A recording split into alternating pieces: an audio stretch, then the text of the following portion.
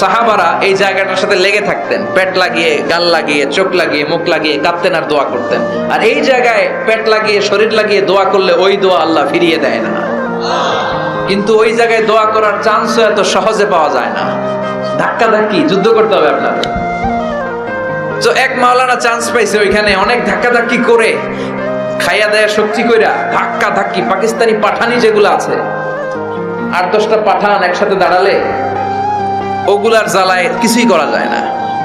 এইভাবে তাকাইতে হয় ওদের দিকে, তাকাইলে আপনার টুপি পরে যাবে পিছনে, ইয়া উঁচুল। তো মাওলানা অনেক ধাক্কা ধাক্কি করে কোন রকম ওই মুলতাজামে হাত লাগাইতে পারছে। এখন আবার তো আরেক ধাক্কায় ওই যে চলে যাবে, কোনো হিসাব নাই।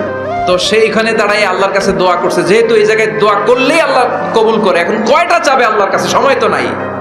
সে ওখানে হাত লাগিয়ে দোয়া করতেছে, আল্লাহ একটাই দোয়া, জীবনে যত দোয়া করছিলাম আর করবো সব দোয়া তুমি কবুল করে নিও।